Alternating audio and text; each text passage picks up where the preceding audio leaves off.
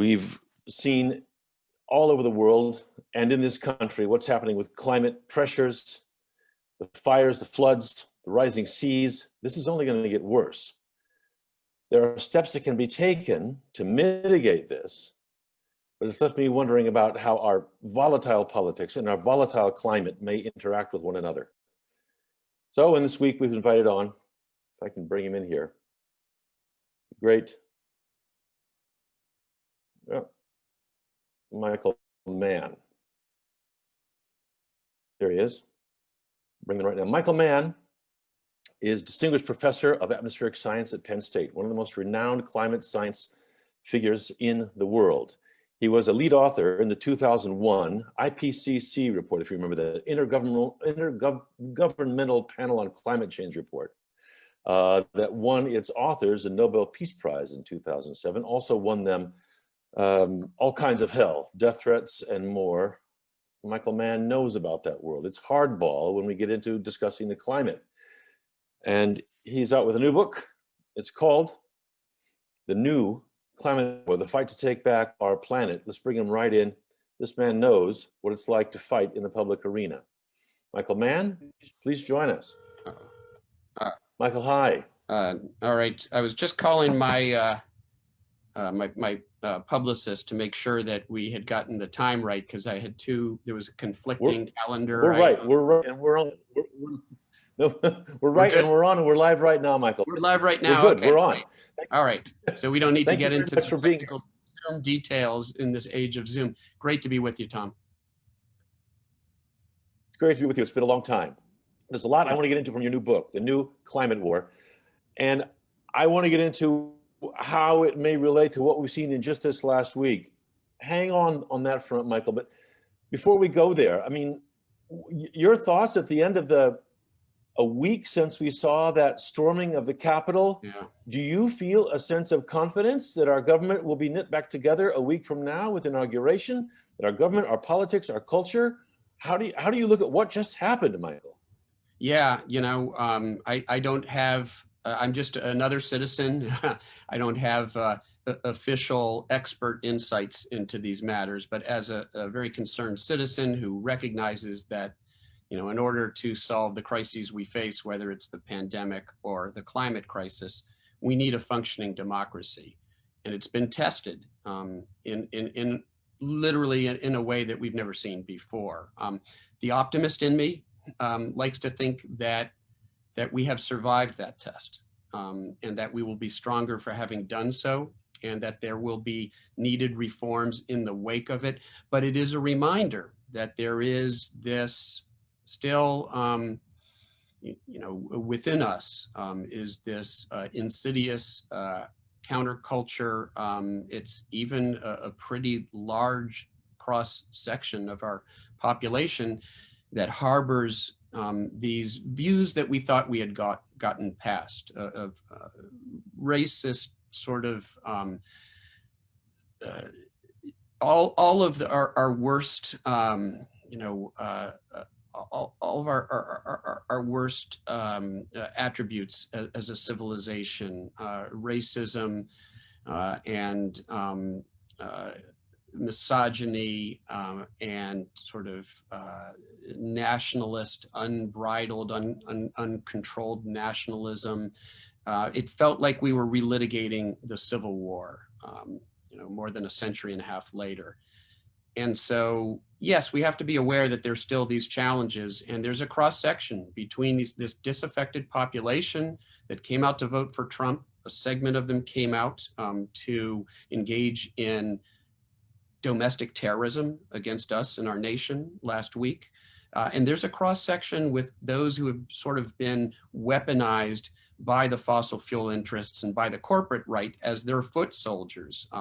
Part of their ideological identity is the denial of climate change, the dismissal of what scientists have to say, whether it's the pandemic or the climate crisis. So all of that is sort of swirling around right now. And yet, at the same time, we feel like we've moved on. We've elected a president who plays to some of our better angels, who will very clearly act when it comes to both of the crises that we face in the immediate future, the pandemic and the climate crisis is going to appoint a cabinet that will once again be willing to reestablish our place in the international community when it comes to leading on issues like climate. There's going to be a Democratic majority in Congress, although by the slimmest of margins in the Senate. And so there will be the opportunity once again to actually bring climate legislation to the Senate floor, something that never could have happened under Mitch McConnell. So there's some reasons for cautious optimism. There's some reasons to believe that we're moving. Maybe this was the last gasp of that sort of still brimming, if at times nascent movement. Maybe it's the last gasp of that, and we move forward. There's always the optimist in you, Michael, and I hope you're right. But to link it up with your expertise, climate. I mean, I sometimes fear, and last week I found myself thinking about talking to you, thinking that we're in some kind of race here. And you described climate change as a threat multiplier. Like whatever else is wrong in the world, it only gets worse in a time of climate change. And you specifically call out political instability as a potential side effect or sort of co-pilot of climate change. Yeah. It can feel like a race sometimes. And we see the new pressures that are mounting with climate change. And it's not just the fires and the floods and all the rest, the storms. It's I think the unease, the instability people feel in their lives, the uncertainty, the lack of confidence about the future. Yeah. It doesn't necessarily pull out the best in human nature. Yeah. And that's one of the things. Wondering, do we have, we've got to get on top of climate change while we have enough social and political cohesion to do it. Because if this culture and political culture spirals out of control, we'll never mount the scale of interventions you describe as required to get on top of the enormous climate challenges we're facing. That's right. We have to solve any of these problems. We have to have a functioning democracy, and so we have to get our house in order. And it's a tough task for the incoming administration. They're going to have to walk and chew gum at the same time, because we're going to need to make sure that there is appropriate justice brought to bear on those who threatened our democracy. And Congress is going to have a critical role in doing that.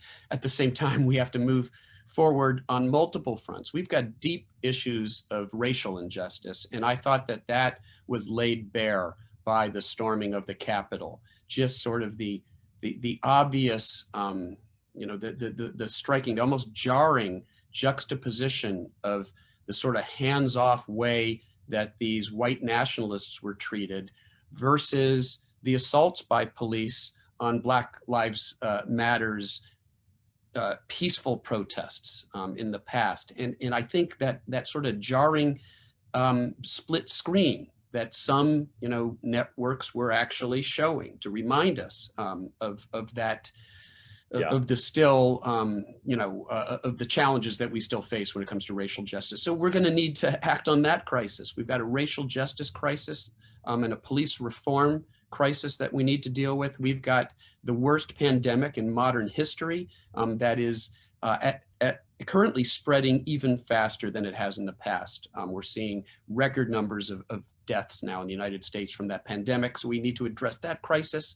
And look, a year and a half from now, when we look in the rearview mirror, the pandemic will largely be, in our past. I pray. There will still be some challenges, and some people, look, we have lost loved ones. There are tragedies that have been precipitated by this that we won't get past, and there will be permanent health impacts for many Americans. But by and large, it won't be the sort of immediate crisis that we've been dealing with over the last year. And looming in the background will still be an even greater crisis, which is the climate crisis. So as you say, we've got to get our house in order to address this, and we've got to do it quickly. We don't have time to waste. We've had death threats against Congresspeople this week. Republicans saying they were afraid to vote for impeachment because they were afraid for their lives and their families. And Democrats saying, Ilhan Omar and plenty of others, death threats, big deal, nothing new, happens all the time. you're not a stranger to this. All the way back in 2001, when and in the aftermath of the big report that came out, you've lived through that kind of pressure. What's your advice to people now in the political arena feeling that same kind of heat? You got death threats because people were unhappy with the truth telling you were doing, about the hockey stick we were on in terms of global warming. You've been there. Yeah, I wrote an op-ed for Newsweek a few months ago. Anthony Fauci, we feel your pain. Because of course, those of us in the climate arena saw this decades ago, and scientists who came before me who spoke out about climate change and other environmental threats where the findings of science came into conflict with powerful vested interests, whether it was the fertilizer chemical industry, the beverage industry, the tobacco industry being perhaps one of the greatest examples. We've seen this time and again, and we confronted it decades ago with climate change denial and the attacks on climate science, because our science threatens the most powerful vested interest on the face of the planet currently, the fossil fuel industry. And I found myself under attack because of the hockey stick curve that I published 2 decades ago, which really communicated the reality and threat of climate change. And so we have to learn from those lessons. For millennia, and suddenly in the industrial age was headed for the heavens. The temperatures headed up and up. That's right. Let's go right to it. Health. Your new book is the new climate war. Yeah. And let's just cut right to the chase. There's a lot that I want to ask you about, but here's the thing. We've gone around and around the climate pole for so many years now. I'm ready to just do it. Whatever it is we need to do, let's do it. We can see, we can taste, it's already around us, the cost of not doing it. And I'm ready to do it. But in a nutshell, what is it? And if we do it right now, and we'll come back to whether or not we have the political wherewithal to do it, but if we do it now, can we still save some decent portion of the future of this comfortable planet, a hospitable planet to live on? If we hit it, I don't know, in the next 4 years, we hit it. If we go, can we do it, Michael? What's savable? Yeah, and that's an important part of the message of the book. There's urgency, as you've just communicated, but there's also agency on our part. We have it within ourselves to marshal the changes necessary to avert far worse impacts of climate change. Look, we're not going to avoid dangerous climate change, deadly climate change, because we've already seen it. If you're in Puerto Rico, if you're in California or the West Coast states with the wildfires that they've seen, or Australia, where I was doing a sabbatical early last year as those at that epic terrible fire, bushfires that blanketed the nation, that epic climate change disaster played out, and I witnessed it with my own eyes. For Australia, for the Gulf Coast with the hurricane season they've just been through. Dangerous climate change has already arrived.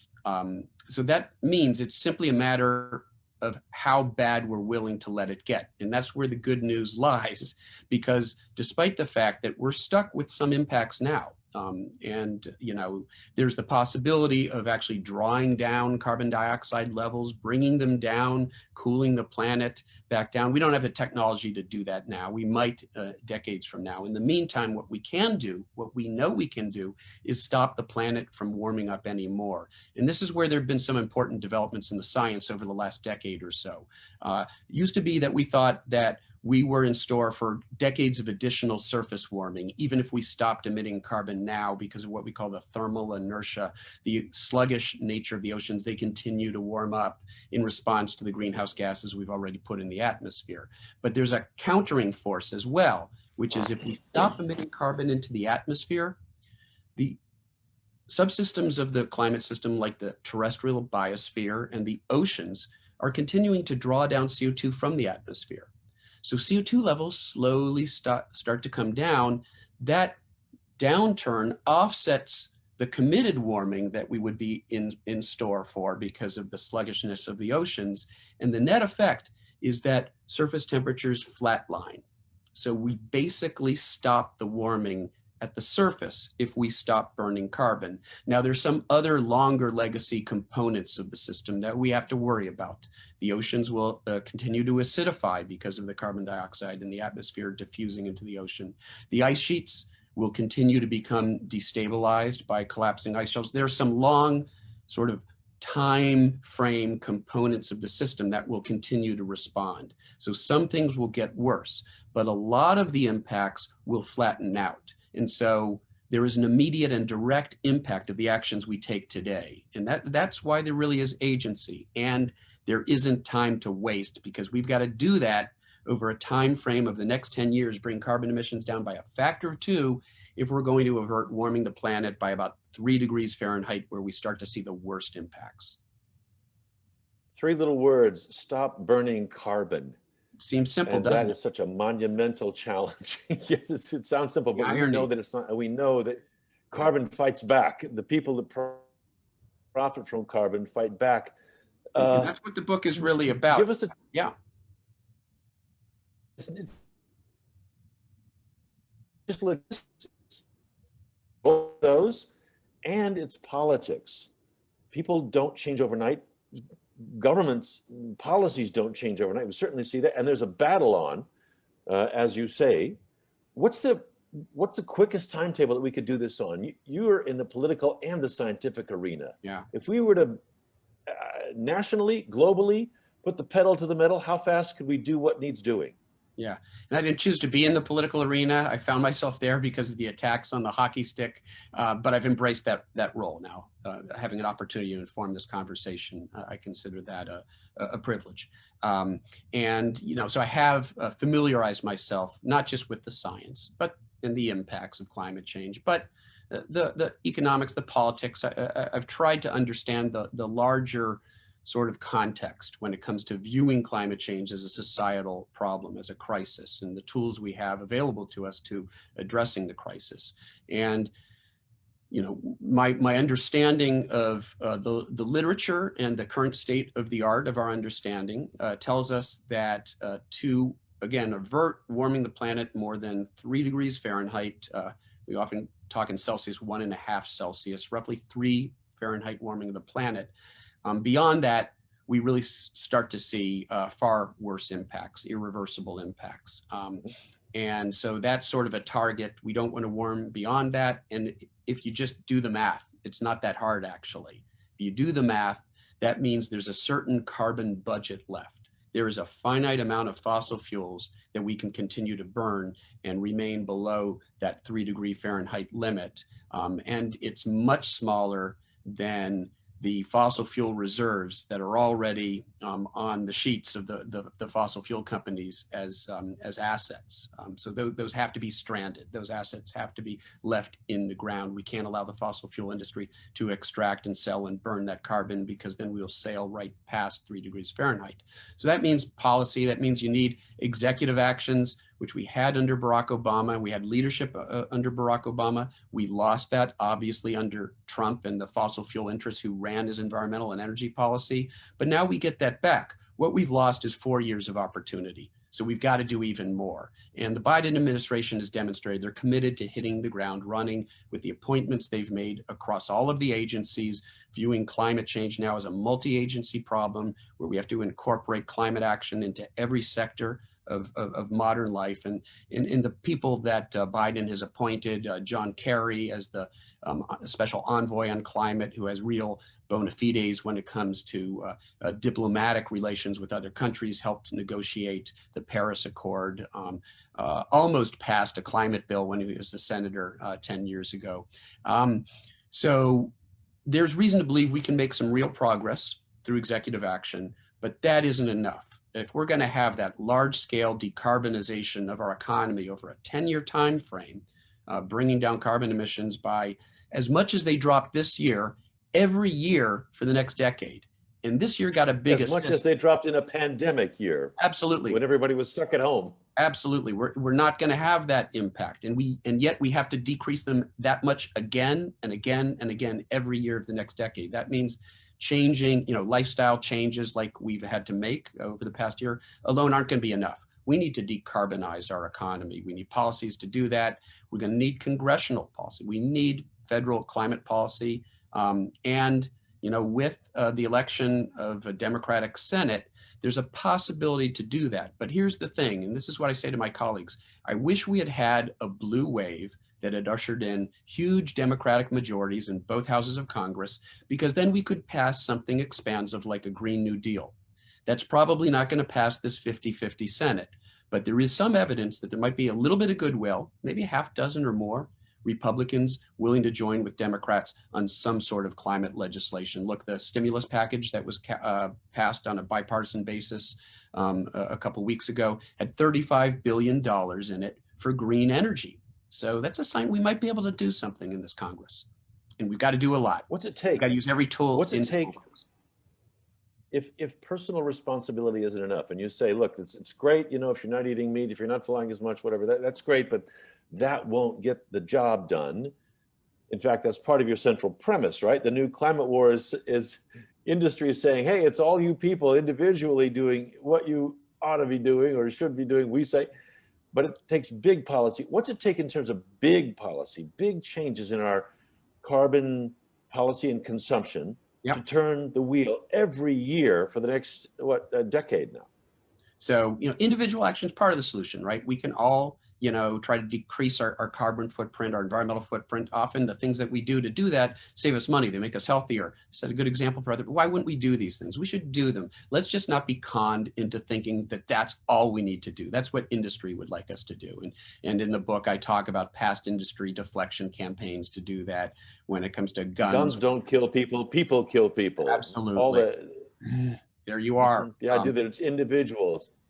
Right. It's very convenient for them to point the finger at individuals. It takes the heat off of the need for systemic change policy that might hurt their profits, their bottom line, but is the right thing for us collectively. And so, as I like to say, you know, we need to use every tool in the toolbox if we're going to do this. And that means individual behavior, absolutely. Executive actions across the administration, absolutely. Green energy stimulus, subsidies for renewable energy, getting rid of subsidies for fossil fuels.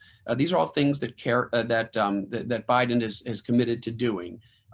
But we need a wholesale transition dramatically, quickly, away from fossil fuel burning. We need a price on carbon. We need to level the playing field in the energy marketplace so that clean energy, which isn't doing damage to the planet, can compete fairly against fossil fuel energy that is doing damage to the planet. And so I argue we need some form of carbon pricing. It's fallen sort of out of favor with in some sectors of sort of the progressive environmental left because there's a feeling, which I think is wrong, that carbon pricing is necessarily regressive, that it'll fall upon lower income people, the burden. It has been just the opposite. The way that a gas tax would, let's say.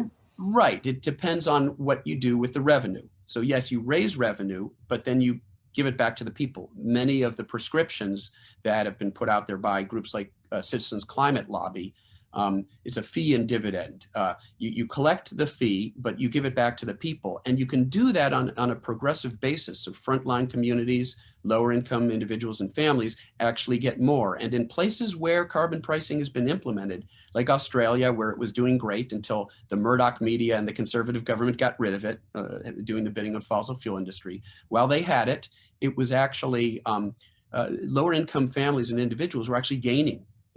There were some tiny price increases, and they were getting revenue back from the tax, from the emissions trading scheme that had been implemented. So it benefited low-income communities. In Canada, the same thing. So it's a myth, and it's a convenient myth for the polluters, for the inactivists, as I like to call them, the forces of inaction. They would love progressives to think that carbon pricing is bad because they don't want to see it pass. And look, they've already sort of got the right on their side.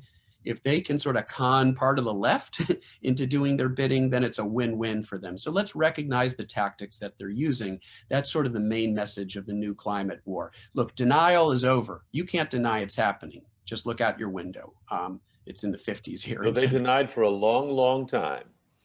You can't deny the science anymore. So the forces of inaction, they haven't given up, but they're using these insidious tactics to still keep us addicted to fossil fuels and prevent the transition. So walk us through those tactics. And the first one you're pointing to here is a kind of divisiveness or division. Try and divide those who would take action on climate and set them at sword points with each other. Absolutely. Is that I mean, I want to hear the rest, but are these deliberate? Are somebody sitting in Madison Avenue or I don't know where designing campaigns to get progressives fighting with each other about this? Is it that Well, they concrete, are, and or it's just yeah. I cite the literature on this. So fossil fuel interests have had a role here, but petrostate actors, Russia in particular, has had a major role here. It's been documented. So the divisiveness that we see online, a lot of it is manufactured. A lot of it is initiated, at least, not by real people, but by professional trolls and bot armies who are trying to, and this is how they disrupted our past 2 elections. This is how they got Donald Trump elected. Why did Russia want Donald Trump elected? I talk about this in the book. A $500 billion oil deal between ExxonMobil, the CEO of which was Rex Tillerson, appointed Secretary of State under Trump. Paul Manafort, during the Republican convention, they worked to get rid of the sanctions on Russia over their actions in Ukraine, because that was currently blocking the way for a $500 billion oil deal between ExxonMobil and Rosneft, the Russian state oil company, to develop fossil fuels. What Russia sees as their greatest asset, the fossil fuels that are still buried there. That is their greatest asset. Putin sees it as his greatest asset. He actually thinks, or supposedly, there is an article just a week ago that Russia thinks they'll benefit from climate change. I can tell you as a climate scientist, that is completely wrong. I saw that big story saying that a lot of the sort of what we think of as Siberia would turn into beautiful farmland if it gets warmer. Yes. We used to think that that's the way it works. Now we know it isn't. It doesn't. In the breadbasket of the United States, we've seen devastating droughts and wildfires out west that have been so destructive to crops, to agriculture. And so it isn't just you get these longer growing seasons and everything's nicer. You get more extreme weather events, very damaging extreme weather events, and they disrupt supply chains and transportation, and they are very costly. So it's a net negative for the world. And if it's a net negative for the world, in the end, it's a net negative for everybody. There's going to be, suppose Siberia is the one livable place left on Earth. Then you've got 8 billion people trying to get into Siberia, and you have national security conflict. So no, it's not good for Russia or anyone, but they might think that, and that may be partly behind what they've been doing to divide us online, to make sure that climate policy doesn't pass in Canada, in states like Washington, D.C., in France, where they had a role in instigating the Yellow Vest revolt. That was an effort to get rid of an incipient carbon tax that Russia didn't like. And so the fossil fuel industry has played a part, but state actors like Russia and Saudi Arabia have played a role here as well in dividing us, getting us fighting with each other, trying to sink any efforts to pass legislation and make sure that climate advocates don't present a united front demanding action, because we're fighting with each other. And hey, it's great if they can get us fighting over each other with wedge issues, cultural issues, race, and age, and gender. Get us fighting with each other over that. And carbon purity, finger pointing, you need to be a vegan. If you're not a vegan, you're not really in support of climate action. You shouldn't fly anymore. Once you start finger pointing at people and they get us arguing over our lifestyle choices, what is more personal than our lifestyle choices? What a wonderful way to divide us. And that's one of the main tactics they've been using. Just very briefly, doom mongering. If they can convince us that it's too late to do anything, that leads us down the same path of inaction as outright denial. And they've been doing that. And they've been proposing false solutions as well, like geoengineering. Why don't we just shoot sulfur into the atmosphere to try to block out the sun? And maybe that'll magically offset the warming effect of greenhouse gases. What could possibly go wrong? Getting us to start seriously talking about that sort of tampering with the Earth system, which could have very dire consequences, rather than solving this problem at its source, which is the ongoing burning of fossil fuels. Mike, talk about the doomers. I mean, it's been a decade or so now that they've been out there, and that noise has only grown. People saying, come on, get real. We're not going to get on top of this. We've got another, put your number on a decade or right. Before things just start falling apart. So live for now. Don't fool yourself. Don't have kids. Right. What about that? I mean, there is a large risk of things going straight to hell. How do you look at the doomers and their attitude, their outlook? Yeah, we've got a term for the sorts of people you've just described. We call them doomsday preppers. They get off the grid, move out into the forest or the wilderness or the country, and just live out your life while the rest of the world, melts down. It's all predicated on a complete misrepresentation, a distortion of the science that's as bad as the distortions of the science, of climate science, by climate change deniers. What many of the doomists, nearly all of them, have as part of their premise the fact that we will be subject to runaway warming, that we can't stop runaway warming. And usually it has to do with this idea that we'll see huge bursts of Arctic methane, and it will warm up the planet to global rainforest levels. It's just not supported by the science. There is the potential for methane to be released as permafrost melts, and it'll add to the warming. And that's taken into account in climate models. But what the models actually tell us is that the warming we get is more or less a consequence of how much carbon we burned up to now. And if we stop burning carbon, temperatures basically flatten out pretty quickly. So the premise behind them scientifically is wrong, and we should call out bad science regardless of where it falls, on the left or the right side of the political spectrum. But what's even worse is the bad science is used to motivate a paralyzing narrative that you've alluded to, that it's too late to do anything, I'm going to save myself. What better way to deactivate people, right? To depress enthusiasm and demand for change than to cause them to completely disconnect from civilization. It's a brilliant gambit on the part of the polluters to convince some people on the progressive side of our political spectrum that it's too late to do anything, and to depress climate action by so doing. So we have to look out for that. We have to make sure that our actions are motivated by an objective assessment of what the science has to say. And we have to realize that that objective assessment tells us that there is an immediate and direct impact of our efforts to reduce carbon emissions. Every bit of carbon we don't burn makes us better off. Are the polluters really out there whispering in the ears of people saying, give up, go live your life in despair of changing the way things are in a big structural way, give up, give up, give up? Is that actually, again, I mean, I asked you if it was Madison Avenue and you pointed to Russia and to petrostates. Well, the United States is a petrostate too. At some level, we're exporting fossil fuels. We don't know. I mean, there have been a number of articles. What about our domestic oil companies and others? Yeah, there have been a number of articles over the years that suggest that a number of the large fossil fuel companies, large corporations in general, have been meddling with online discourse. They're actually firms R.G. Gary, I think, I forget the name of one of them. There was a memo that actually got leaked, and they were describing their online manipulation campaigns. We will do these things for you.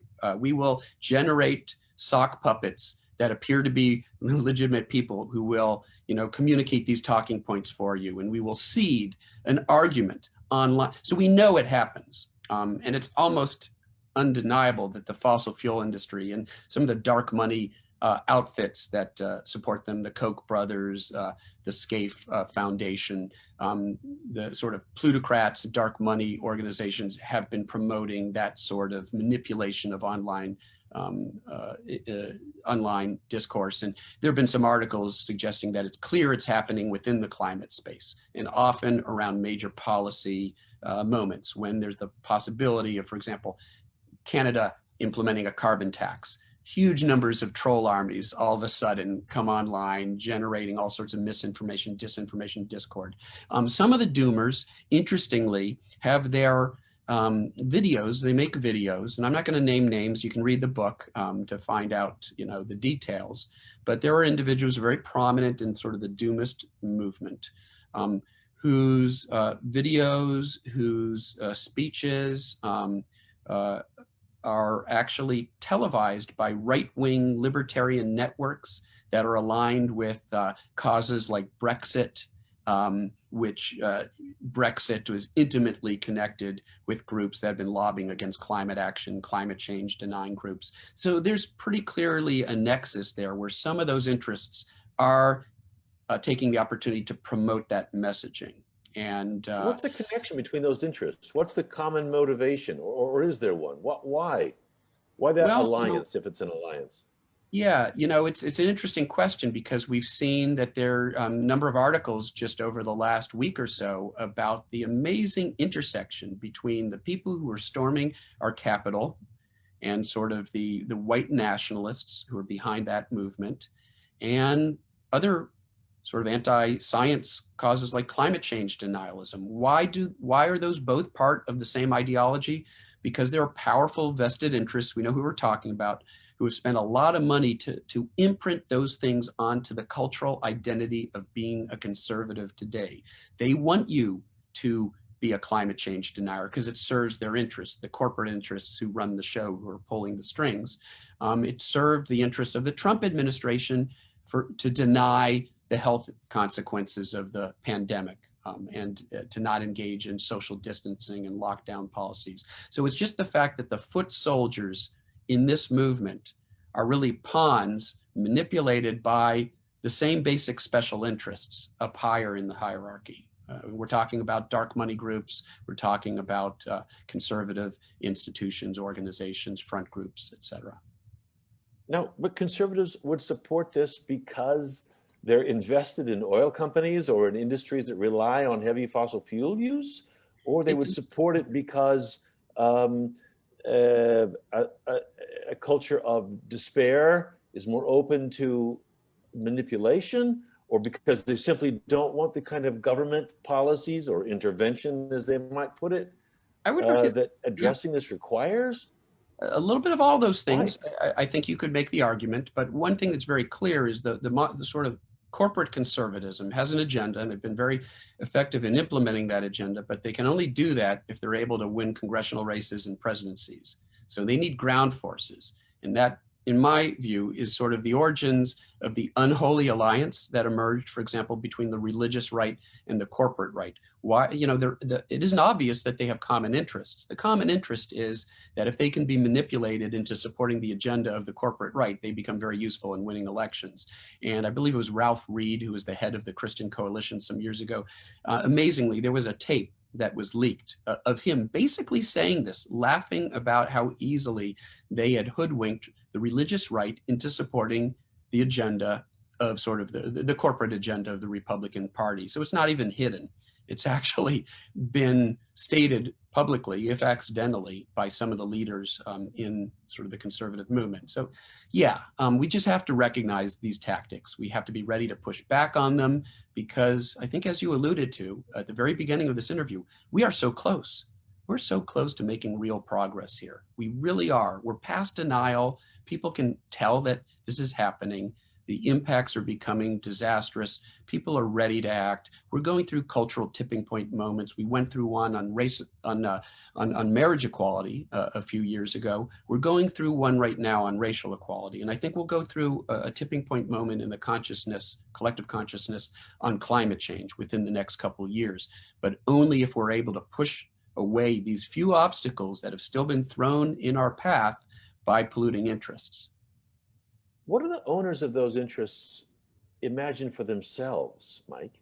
That they're going to live in air-conditioned compounds until no AC can keep up with the warming and then hop on a spaceship with Elon Musk and move to Mars? How do they picture the future for themselves, their children, if they're opposing the steps we need to take to address climate change? Well, Jim, I'm a scientist, not a psychiatrist, but to quote the great Dr. McCoy, no, it's, as an armchair psychologist, I suppose, we all have some thoughts about that. I think there's a lot of cognitive dissonance that plays a role here. I think some of these folks are frankly, you know, there are studies that suggest that some of these folks are frankly, you know, have personality profiles that are sociopathic. And we have a president who pretty clearly has a sociopathic personality and implemented this agenda. People who only care about themselves, who don't care about everybody else, don't even care about their children. It's just the here and now. It's just my immediate gratification. I think that's some of them. Some of them probably find it convenient to believe, look, there's enough misinformation and disinformation out there, and there is psychological research that suggests if you're a climate change denier, you selectively look for information that reinforces your worldview. And it's almost unconscious, and it's not malicious. It's just a natural human instinct to not want to be forced to deal with these dissonant sort of realities, to resolve that cognitive dissonance. One way to do that is to filter out the stuff that disagrees with what's convenient to your ideology and only allow through what does. And I think that's why a lot of the sort of foot soldiers in the climate denial movement, they're not evil people, they're not malicious. They're victims of a very well-coordinated, financed, and implemented disinformation campaign. How much of the industrialized or affluent world's way of life can migrate into a climate-friendly era? I remember I was at an international meeting in Austria a couple of years ago, and there was an Austrian steel manufacturer there who seemed pretty sympathetic actually to the environmental damage being done, but he said, tell me, how am I going to make steel without fossil fuels, without the super high temperatures that I can get from burning fossil fuels? Just tell me, because otherwise, how do we have rebar to put in new buildings? How do we have, how do we have steel, which is kind of the basic element of so much of modern society and construction? Yeah. What about it? Yeah, can we have steel? Do we have to have a whole new world? Will it be recognizable?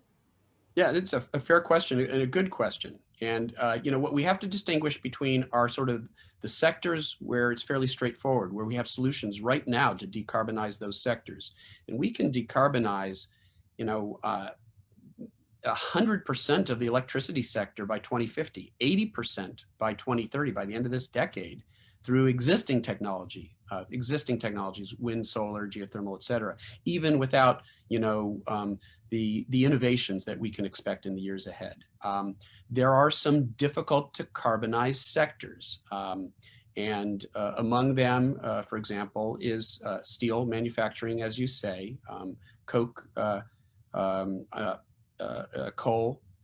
Some thermal coal is used to generate energy, electricity, but some hard of it, coal, high energy output, high temperatures. Yeah, some of it is used for manufacturing steel, cement.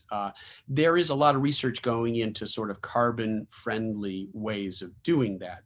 But look, if you take some of the most difficult sectors, and steel is one of them. And air travel right now is one of them, because we don't have batteries right now that are big enough that we can charge off renewables and fly a jetliner across the country or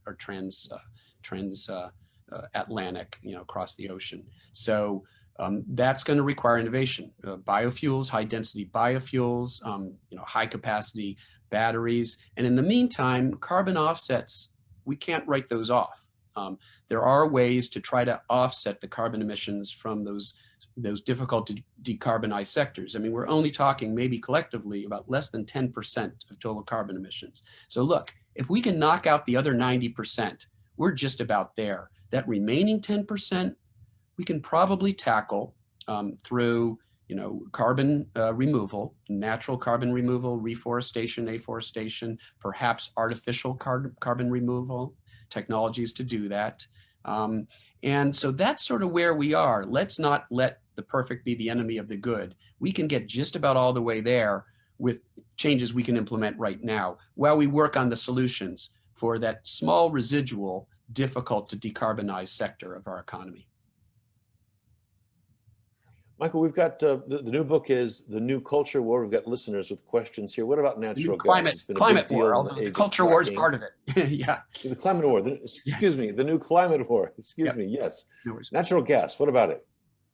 You know, some people think that natural gas is the bridge to a fossil fuel-free future. I think it's the bridge to nowhere.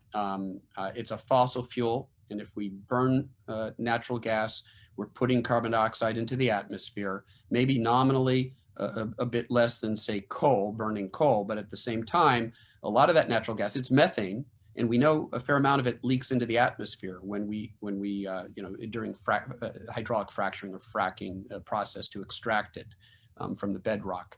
And that methane is a very potent greenhouse gas, and that may offset any nominal gains when it comes to the CO2 generated of sort of natural gas versus coal. And there are other environmental externalities that come with it. We know water quality is implemented, the destruction of wetlands, and so when we do that, we're actually, and we provide investment in that, we're crowding out investment for something that really can solve the problem, renewable energy. And so I see it as a false solution. And you know, the bottom line, as I've said before, is the solution to a problem created by fossil fuels can't be a fossil fuel. All right, then the alternatives. Republicans go after them. Solar, they say, well, what about when the low sun seasons? Wind, what about when the wind's not blowing? What about the big critiques of the most obvious alternatives? Yeah, Rupert Murdoch, who doesn't seem to care about any other creature on the face of the earth, somehow cares about birds when it comes to wind turbines, or actually myths about birds. Because if you talk to birds, because if you talk to the Audubon Society, which exists for the advocacy of birds, they've said that the real threat to birds is environmental destruction by climate change and other activities. And it's fewer birds are killed by wind turbines than by house cats, first of all. So if, you know, Rupert Murdoch were really concerned about this problem, he would be for house cat reform, but I haven't seen him out there lobbying for it. Those are crocodile tears, right? They're crocodile tears on the right from people who don't really care about the things, you know, the supposed problems that they're talking about. They're distractions aimed at suppressing support for decarbonizing our economy. Make no mistake, Rupert Murdoch and Fox News, which has really spearheaded these attacks on solar and wind, and the Koch brothers as well, and organizations funded by them, spearheaded these disingenuous attacks, this disinformation about renewable energy. Look, they fund the effort to deny climate change is real, and then they fund a parallel effort to discredit the real solutions to it, which is renewable energy. It's not a coincidence. Let's recognize that they're still doing that. Denial has largely subsided, but those bad actors are still out there trying to throw other obstacles in our way. And one of them is to create myths about renewable energy to dampen support, public support for policies that will decarbonize our economy and move us in that direction. But did I hear you say, Mike, that solar plus wind could take over providing 80% of our energy needs, or did I interpret too far there? Yeah, let me qualify that a bit more. Solar and wind and other renewable energy, including geothermal, an array of sort of renewable energy sources, and which ones make sense depends on where you are regionally. So there's a plan, a series of plans, a group of plans that has been put out by a group called the Solutions, Climate Solutions Project. And it's led by a leading researcher, Mark Jacobson of Stanford, who has published peer-reviewed articles demonstrating these pathways forward. But they also have sort of a public-facing effort as well. And folks like Mark Ruffalo, the actor Mark Ruffalo, who's a friend and a real environmental advocate, has helped sort of promote that project. And so they have a plan for every single state, for the United States, for other countries, that shows how, with a combination of renewable energy and critical also to the plan is increased conservation and efficiency. California has brought down their carbon emissions by a combination, decarbonization, favoring renewable energy, policies to favor renewable energy, but also through energy conservation measures. That's a big part of it as well. And so all of that together, they show can credibly meet 80% of projected global and domestic electricity production by 2030, which is now just the end of this decade, and 100% by 2050. Now, that doesn't address some of these hard to decarbonize sectors we talked about earlier. So there's still more work that needs to be done. Agriculture as well. We need to decarbonize across, civilization. There's a great group, whose work I really like, Project Drawdown, led by John Foley, who's a leading researcher as well. And they also have a great plan. They have a book and an online sort of resource you can go to that tells you about all the things that you can do to sort of decrease your carbon, footprint, as it were, the things that we can do in each of the sectors. But electricity generation, transportation, that's the lion's share. And if we can decarbonize that, we're most of the way there. How different will life feel if and when we get there, if and when we get to the more carbon neutral way of living? Will it feel like now? Sometimes I look around and I think, gosh, people are so addicted to their air conditioning, their driving around, their flying, their overall energy consumption. We've been acculturated to see heavy energy use as trapping affluence and comfort. How much does life have to change for the planet to be habitable outside of these energy intensive bubbles that we might retreat to? Yeah, it's a great question. I'm not a futurist or a science fiction writer, but a friend of mine, Kim Stanley Robinson, is, and he's got a great book. I don't know if you've seen it, The Ministry for the Future. Just came out a couple months ago, and gotta check it out. What's it look like? Yeah, no, Does he's it a look great familiar or entirely different?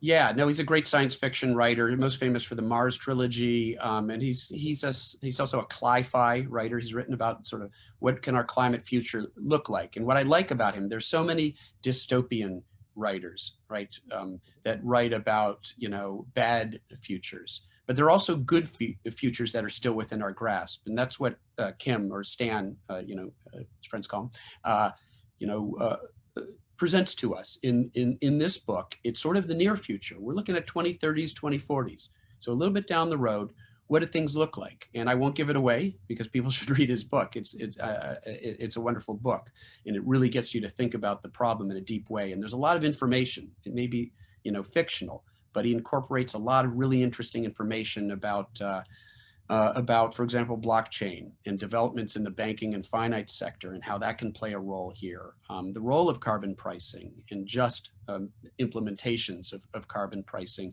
And it's not Pollyannish. We go through some pretty bad times to get there, but in the end, we arrive in a better place. And I'm convinced by his vision. I'm convinced that it's a realistic vision. It's one that I subscribe to as well. And but don't leave us hanging entirely. I mean, are we going to live in teepees, and harvest grains by hand, or is there a life in an energy responsible future for the planet that feels familiar, or do you think it will feel very different? Very different's okay with me. I'll go for very different as opposed to some burning hell of a planet. But for people listening right now, can they envision an energy balanced future or healthy future that feels familiar, or is it of necessity a very different way of living? Well, I subscribe to the belief that a truly sort of utopian future, the future we want to live in, is going to be one where we can't just conquer the climate crisis. We've got to conquer other major challenges: income inequity, racial inequality, and all of the problems that plague us in reality. And some have made a forceful argument, and Stan makes the argument that in the end, it probably doesn't look quite like the capitalist market economy we have. It's still a market economy, but with very different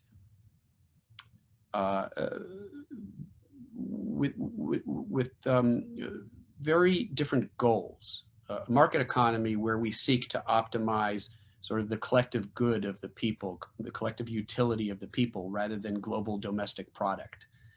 We don't need infinite economic growth to have, optimal utility, to have people live good futures. And so it's a future that ultimately looks quite a bit different from today, but we get there through more gradual changes that move us in that direction. And so in the end, it's a future where we do largely get rid of racial inequality and racial animus and misogyny, and those are necessary in order to get an energy responsible future. I mean, they're goods in themselves, but are you saying that those are somehow integral to working out our climate challenge? Not exactly. I think that in order for us to conquer, the climate crisis, we've got to act quickly. Within the next 10 years, bring carbon emissions down by a factor of 2. And I've argued that means we've got to work within the system that exists now to do that, because that is urgent. And that there are ways to do that. And carbon pricing, I argue, is going to be part of that. And I also have argued that, an expansive vision of change, like we've just talked about, say the Green New Deal, which sort of embodies what we've been talking about. Well, something like that probably can't pass a 50-50 Senate, right? So we're not going to see that in the next 2 years, but we can make some sort of progress on climate over that time frame with an ultimate goal. I would say, in the end, I want to live in a world where we don't just tackle the climate crisis, where we tackle all of these challenges that we face. I don't want to be in a world that still has all these other problems. And so I think it sort of comes, if you care about the future of our planet, if you care about climate change, it's probably because you care about the future of our planet. And if you care about the future of our planet and future generations and the world we leave behind for our children and grandchildren, I would like to think that you also care about solving these other societal problems that we face, inequity that we face. You quote Jim McCoy from Star Trek saying, I'm a scientist, not a psychologist. And yet you also know, because you've been in the thick of it, that human psychology and tackling climate change are completely bound up with each other. Sure. And in the new climate war, you're talking about how big fossil fuel interests understand this very well, and they're quite ready to exploit inactivism to keep the status quo feeling necessary, worth dying for. What's the last week tell you, what we've seen in this last week about the politics of flexibility in human psychology? I mean, are we as a society, as a culture, are we prepared to roll with the metamorphosis that we need to get in a right place with the planet and its requirements? So there are two possibilities. Either we are or we aren't. And this is something that the great Carl Sagan worried quite a bit about. It relates to the so-called Fermi paradox. If there are all these intelligent civilizations in the universe, why haven't we heard from any of them? And Sagan and others did a calculation of the various terms that would determine, how likely we are. And one explanation is that there are relatively few civilizations that make it past this stage. So that's a possible future. And I hope that is not our future. I hope that isn't what human instinct ultimately gives us. But we have to be prepared for the possibility that is one explanation, that is one possible future. But I don't think it is going to be our future. I remain an optimist. I remain convinced that we've conquered so many great challenges over the past centuries when it comes to our civilization. We defeated the Nazis. We landed a person on the moon. There's so many amazing things that we've been able to accomplish when we've come together collectively. And so the optimist in me sees what we've just gone through as a major test that I think we are going to pass. And if we pass that test, then I think that there is a pretty favorable horizon that lies out there. And there's nothing that we can't accomplish if we can get past these basic growing pains that human civilization hasn't yet escaped. And maybe we've seen the last vestiges of that. Mike, there's another aspect of human psychology, which is when you finally get past some mental block or some great fear, and you feel the change starting to happen and there's positive feedback, that can be utterly exhilarating. How great it would be to see our society, the global human population, on that path to a future that's not doomed, that's not fire and hell on earth, but rather feels like we're headed to a good place. That's right. You know, positive feedbacks sounds good. They can be bad. In the climate system, they're usually bad. They're things that amplify the warming. But in this case, a positive feedback is good. It's the adrenaline rush of knowing that you're part of something important and good. And I hope that that's in the end what will rule the day here. Let's make that happen. What are you going to look for, very quickly, in 4 years of a Biden administration, or maybe it'll be 8, and I don't know if it'll be Joe or it'll be Kamala, but let's say in 4, what needs to happen in the next 4 years if we're to stay on this fast track to a decade's worth of change that you describe as necessary to avoiding the worst? Yeah, you know, we need every tool in the toolbox, as I've been saying before, which means the Biden administration has to follow through on everything that they've said they're going to do. And thus far, you know, as measured by whom they have appointed to run the various agencies, they're on track to do that. And we have to hold their feet to the fire, of course, right? It's the squeaky wheel. We know that the forces of inaction you know, leverage a huge amount of influence, and they're going to be pushing back with every tool available to them. And they have a lot of money and a lot of influence at their disposal. So we've got to be pushing on the other side. We've got to be pushing forward. We've got to be providing cover for the administration as they move forward, because they're going to be under attack. So you know, as I see it, there are a number of very favorable things that have come together, despite, you know, what we've been through over the last week, but over the last 4 years, the intransigence of the Trump administration that tried to reverse so much of the environmental progress, not just the previous administration, but the last half century. Despite all the challenges we've been through, we've gotten through that.